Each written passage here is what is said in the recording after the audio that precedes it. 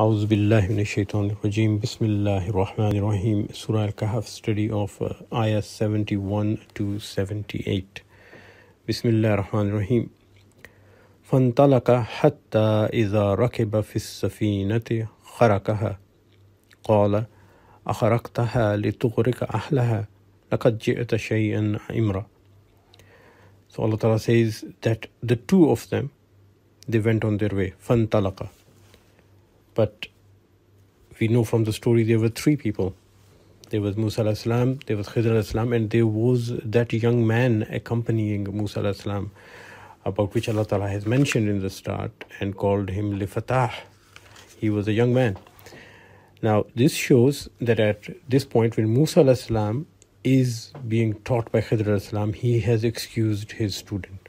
And again, this emphasizes that Yusha bin Nun, the young man with Musa alayhi salam, was not his servant. If it would have been his servant, he would have kept him with him, because a servant is supposed to be with you and serve you. Yet he lets him go, because Yusha bin Nun is a student of Musa alayhi salam, and now Musa alayhi salam is going to take lessons. It's time for him to study. So there's no point of having a student with him whom he cannot teach.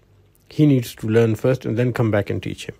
So the two of them are there now, Musa alayhi salam and Khidr alayhi salam. فانطلق, the two of them go on their way. حتى إذا ركب في السفينة خرقها, till they reach on a boat, and when they disembark from the boat, he makes a hole in it. قال, said Musa alayhi salam, أخرقتها لتغرق أهلها, have you made a hole in it in order to drown the people who may be traveling in it? Like, we have already reached, and now other people are going to travel in it. It's a commercial boat.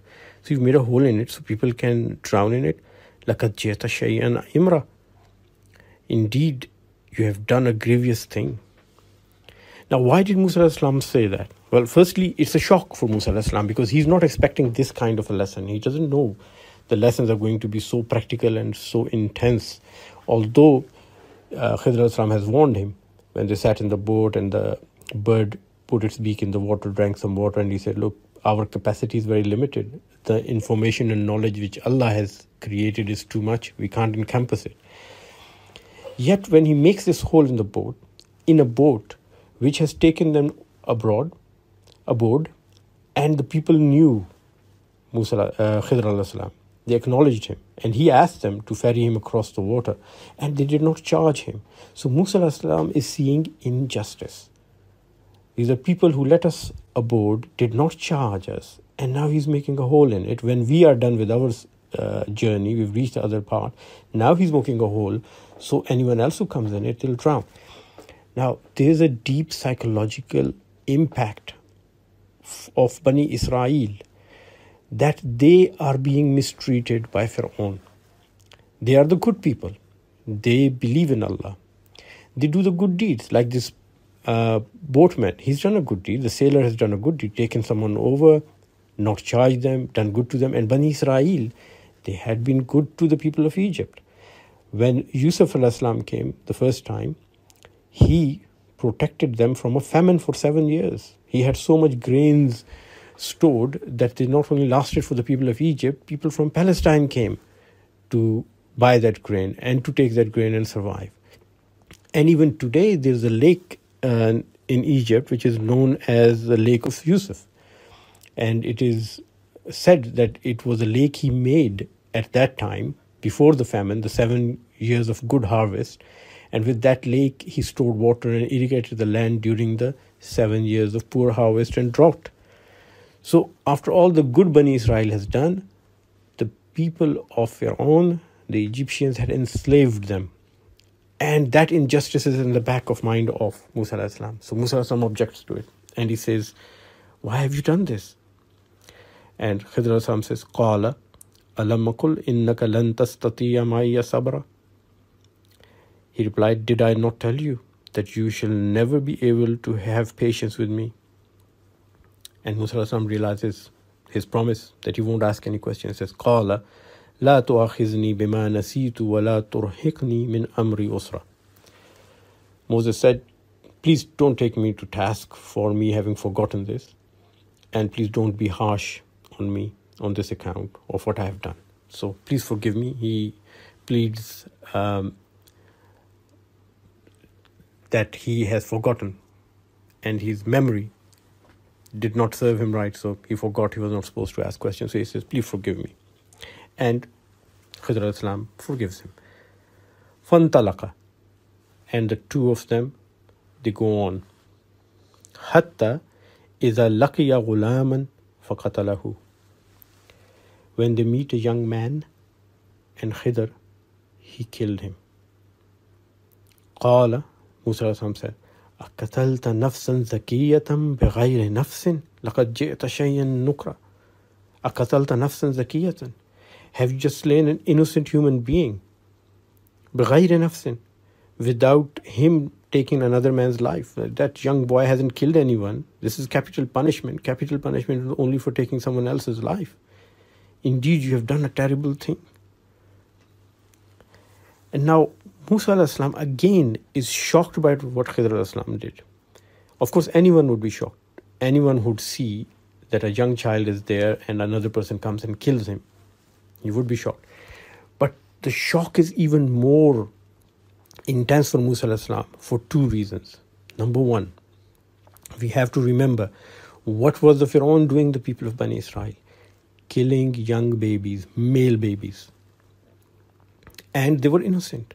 He was just killing them and leaving the girls to survive. And Musa al-Islam himself had come very close to that fate, and Allah had saved him and raised him in the palace of the Pharaoh.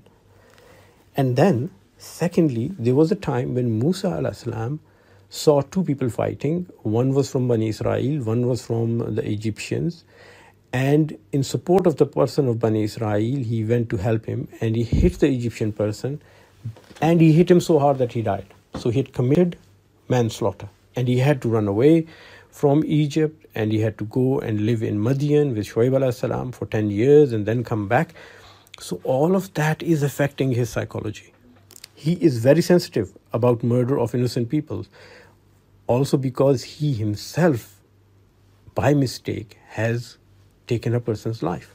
So in life, when we have made a mistake or we've had an experience which is very close to our heart, we have a personal experience, we become very sensitive to those incidences in future, especially if they happen to someone else. We can very easily relate to it. So Musa al-Islam is relating to it very intensely, and he can't hold back. And he said, why did you kill an innocent person? So people who survived genocide, like the Jewish community who survived Holocaust, like the Bosnian Muslims who survived the genocide, if you go to them and see them and talk to them, they are very sensitive about genocide happening anywhere else in the world. And the very first genocide recorded in history is against the Israelites by the Pharaoh when he kills their young children. So when Musa al-Islam says that, then Khidr al-Islam says, قَالَ أَلَمَّ قُلْ لَكَ إِنَّكَ لَن تَسْتَطِيَّ مَعِيَّ صَبْرًا. Did I not tell you that you will never be able to have patience with me? So Musa al-Islam realizes that he was not supposed to ask questions, and all this that Khidr al-Islam is doing is directly orders from Allah. He certainly remembers, and he says, قَالَ إِن سَأَلْتُكَ عَنْ شَيْءٍ بَعْدَهَا فَلَا تُصَاحِبْنِي. If I ask questions about anything after this, بَعْدَهَا فَلَا تُصَاحِبْنِي, then do not let me accompany you. قَدْ بَلَغْتَ مِن لَدُنِّي عُذْرًا. You've heard enough excuses from me. First I made an excuse that I had forgotten. Now I can't make the same excuse again. I'm embarrassed. You heard enough of excuses from me. If I do it again, then do not accompany me. فَانْطَلَقَ. So the two of them, they went on. حَتَّى إِذَا أَتِيَ أَهْلَ قَرْيَةٍ اسْتَطْعَمَ أَهْلَهَا. Till they reach a town and they ask the people of that town for food. فَأَبُوا أَن يُضَيِّفُوهُمَا. And they refuse all hospitality to them. Not only do they refuse food, they don't even want to give them shelter. They don't even want to say hello to them. They don't want to give a place for them to sit. فَأَبُوا أَن يُضَيِّفُوهُمَا فَوَجَدَ فِيهَا جِدَارًا. And there they saw a wall. In that town, village, they saw a wall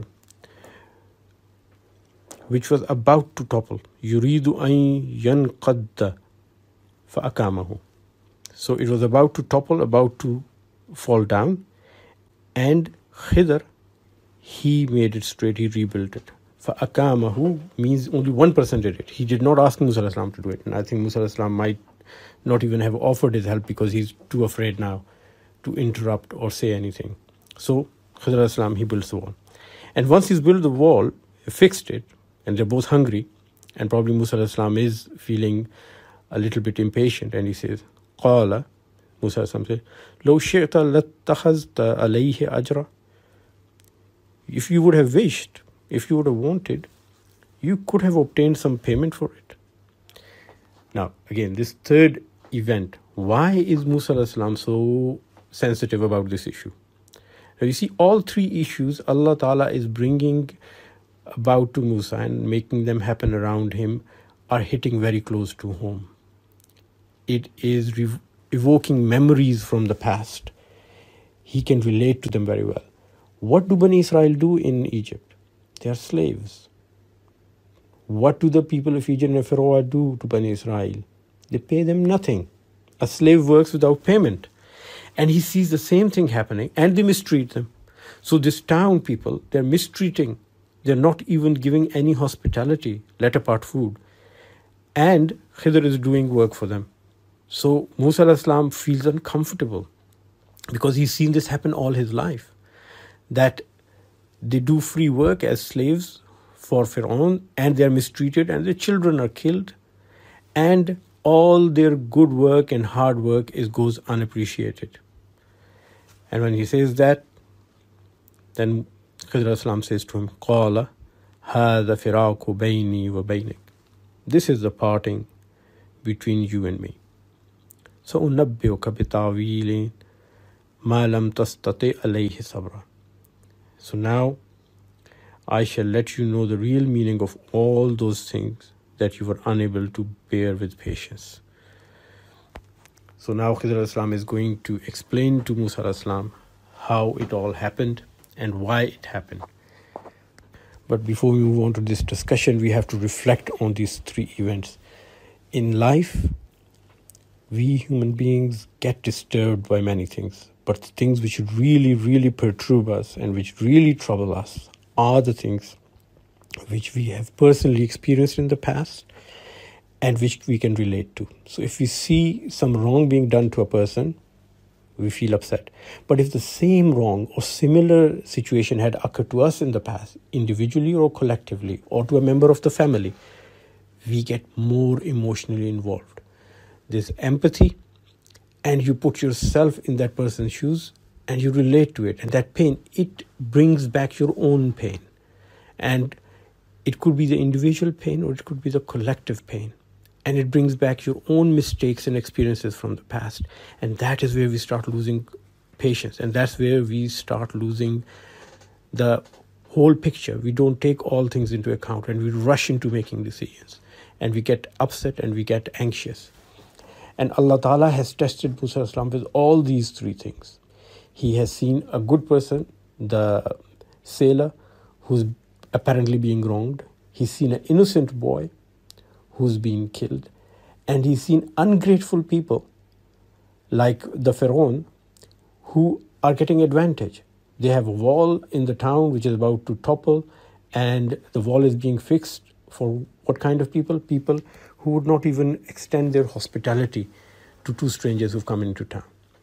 So in life, it's our psychology and it's our nature that we get more upset by incidences which we can experience or relate to and remember happening to us. And the message from Allah is that you should not lose your emotions, you should not lose your patience, and you should persevere in events like these, which are very disturbing.